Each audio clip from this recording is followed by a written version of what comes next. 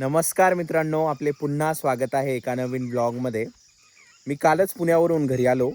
संध्याकाळी आलो होतो आणि आल्यानंतर इथं लगेच पाऊस चालू झाला होता. दुपारी पण झाला होता गावी पाऊस आणि म्हणजे संध्याकाळी पण झाला, जो बऱ्यापैकी चांगला होता. त्याच्यानंतर आम्ही जांभळं वगैरे आणले होते माझ्या चुलत्याच्यातून, माझ्या भावानी, आणि ते जांभळं वगैरे खाल्ले. आणि रात्री परत पाऊस चालू झाला होता. रात्री साधारणतः 10-11च्या दरम्यान चांगला पाऊस झाला. पाणी वाहायला नव्हतं लागलं, पण ॲटलिस्ट तुंबलं वगैरे होतं बऱ्यापैकी ठिकाणी. तर हे एक होतं. आणि मागे पाऊस झाला होता आमच्याकडं. तर तेव्हा आहे ना, म्हणजे चांगला झाला होता तेव्हा थोडा पाऊस. तर तेव्हा आम्ही कापूस लावलेला आहे. तर कापूस लावलेला आता मी तुम्हाला तिकडे घेऊन जातो. आणि साधारणतः असा रस्ता आहे. ह्या साईडनी पण ऊस आहे, जो नवीन लावलेला आहे. ज्याच्यामध्ये मक्का टाकलेली होती, मी दाखवला होता बघा, तो इतका झालेला आहे साधारणतः. आणि हा मागच्या वर्षीचाच ऊस आहे, म्हणजे हा तिर्री आता. आणि हा बऱ्यापैकी मोठा झालेला आहे बरं का. आता हे पाणी वगैरे साचलेलं आहे इथं, कदाचित ठिबकचा असेल किंवा मग हां, ठिबक चालू आहे बघा. आणि इथे ना टीटीचे पिल्ला असेल कुठं तरी, त्याच्यामुळे टीटी काय ओरडतीच आहे. तासा ऊस आहे. आणि आता त्या साईडला कापूस लावलेला आहे. थोडी भीती वाटते बरं का, कारण डुकरं भरपूर असतात. सध्या बिबट्या वगैरे काही दिसलेला नाही या साईडला, आमच्या साईडला. पण डुकराचीच जास्त भीती राहते. आता समोर जर बघितलं ना तुम्ही, आता हा जो पूर्ण भाग आहे समोर, हा डुकरांनी पूर्ण म्हणजे फिरलेले या साईडनी. त्याच्यामुळं बऱ्यापैकी तुम्हाला असं भरपूर जनावरं गेल्यासारखे वाटत असतील इथून. म्हणजे रस्ता तुडल्यासारखा झालेला आहे. त्याच्यामुळे इथून जाताना भीती वाटते. आणि मी एकटोच आहे. ध्रुव, रुची, तीर्थ तिघं पण शाळेत गेलेले आहे. आणि पाऊस पडलेला आहे, त्याच्यामुळं लोक एकदम खुश आहे आमच्याकडे. कारण भरपूर असं चालू होतं की अल नियो आहे, सुपर अल नियो आहे, अशा चर्चा चालू होत्या. आणि फायनली पाऊस पडलेला आहे, त्याच्यामुळं आनंदाचं वातावरण आहे शेतकरी वर्गामध्ये एकदम. आम्ही पण कापूस लावलेला आहे. अजून बाकीचे पिकं लावले नव्हते, कारण कापूसला थोडा कमी जरी पाऊस असेल ना, तरी बऱ्यापैकी चांगला उतार होतो. पण बाकीच्या पिकांना तुम्हाला परत पेरणीच करावी लागते. आता मी चप्पल घालून आलो होतो आणि इथं आहे ना भरपूर डुकरं फिरलेले आहे. आणि चप्पलची अशी हालत झालेली, भरपूर पेंड लागलेली आहे चप्पलीला. त्याच्यामुळे इतका असाधारणतः पाऊस झालेला आहे, तुम्ही बघू शकता. रात्रीच झालेला आहे हा पाऊस. तरी तर कापूस लावलेला आहे बघा तुम्ही. आता उतार नाही झालेला आहे त्याचा, पण लावून दिलेला आहे. ह्या सऱ्या आहे अशा साधारणतः एक अशा 5 फुटावर सऱ्या आहे. आणि आम्ही पूर्ण मशागत जी ना कापसाची, ती यानीच करतो, ट्रॅक्टरनीच करतो. त्याच्यामुळं 5 फूट सऱ्या पाडलेल्या आहे. आणि लांबणीच्या पाडलेल्या आहे बऱ्यापैकी. ह्या लांबणीच्या आहे, जवळपास 500-1 फूट अंतर असं नाही, 500-600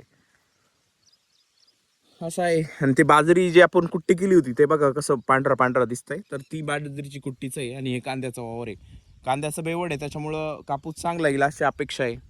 शेतकरी खूप आशा लावून बसले होत्या, पाऊस पडेल पाऊस पडेल, आणि पडला पाऊस. तरी पण अजून आमच्या साईडला वैजापूर वगैरे त्या साईडला म्हणजे भरपूर ठिकाणी पाऊस नाही आलेला आहे. कालच मी येता येता आहे ना, भेंडाळा फाट्यावरून गंगापूरला येता येता आहे ना, एक हनुमंत गाव आहे, चोरवागलगाव, जांभरगाव त्या साईडला. तर त्यांचं असं म्हणणं होतं आमच्याकडे पाऊस झालेला नाही आहे. काल रात्री झाला असेल कदाचित, अशी अपेक्षा झाला असेल. आणि हिंजवडीत पण आता मी मंगळवारी साधारणतः भरपूर पाऊस झाला होता. मी छत्री पण घेतली त्या दिवशी विकत. आणि पण बुधवार, गुरुवार आणि शुक्रवार हे 3 दिवस पाऊस पडला नाही तिथं, किंवा एकदम थेंब थेंब चालू होता, जो वाटत पण नाही पाऊस चालू आहे म्हणून. असं आहे.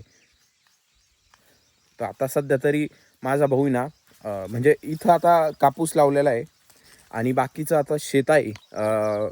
मोसंबीची झाडंही लावलेले साधारणतः 1 ते 1.5 एकर. त्याच्यामध्ये सोयाबीन पेरणार आहे. घरासमोर वावर जे आहे मोकळं, तिथं आहे ना, हे करणार आहे, भुईमुग करणार आहे. कारण की ती भुईमुग काढून लगेच तिथं कांद्याचं रोप टाकता येईल ह्या हिशोबाने. आणि जे नवीन वावर आहे तिकडं सोयाबीन आणि तुरी करणार आहे. हे चपलाला असे पेंड लागलेले, त्याच्यामुळे भरपूर जड झालेलं आहे. या माझ्या वडिलांच्या चपला आहे, या माझ्या नाही आहे. एक काठी घेतलेली आहे, आणि ह्या काठीच्या साह्याने साधारणतः ही पेंड काढून घेतोय मी पायाच्या. आता म्हणजे ही काठी पण याचीच आहे, ऊसाची आहे. याला खोडक्या म्हणता. हे ऊस जो वाळतो ना, हा ऊस आहे, याला खोडक्या म्हणता आमच्याकडं. त्याने पेंड काढून घेतोय. एका पायाचे निघले, या पायाचे काढून घेतो आता.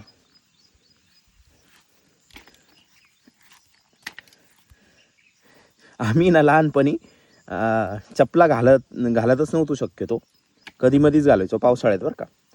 तर जेव्हा पायाला पूर्ण असे पेंड लागायचे ना, त्याला म्हणायचे बुट आले असे म्हणत होते पहिले.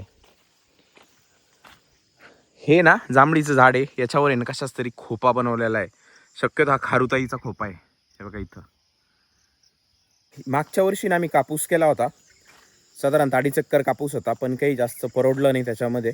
तर ह्या वर्षी त्याच्यामुळं आम्ही कापूस करणार नव्हतो असं ठरवलं होतं. पण माध्यमं भरपूर सांगत होतं की अल्निनो आहे, पाऊस कमी पडणार आहे, त्याच्यामुळं कापूस केला. कारण जर पाऊस कमी असेल ना, कापूस चांगला येतो म्हणून. नाही उग गई. किधर घुम रहा तू?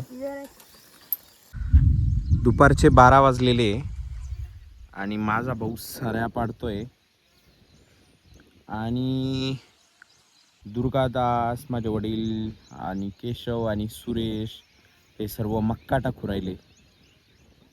त्या साईडनी मक्का टाकायची आहे, आणि इथे ना भुईमुग पेरायचा आहे. कारण की डुक्कर वगैरे किंवा घराजवळ जास्त अडचण होणार नाही म्हणून. तर आता मी बाजारला चाललेलो आहे, आज शनिवार आहे, आणि बाजारवरून आता बाजार करून येतो. आणि हा व्लॉग भरपूर मोठा होतोय, त्याच्यामुळे हा व्लॉग इथं एंड करतो मी. तर हा होता आजचा व्लॉग. हा व्लॉग तुम्हाला कसा वाटला हे मला कमेंट्स करून नक्की सांगा. जर आवडला असेल तर व्हिडिओला लाईक करा, चॅनलला सबस्क्राईब करा. Thanks for watching. Bye bye.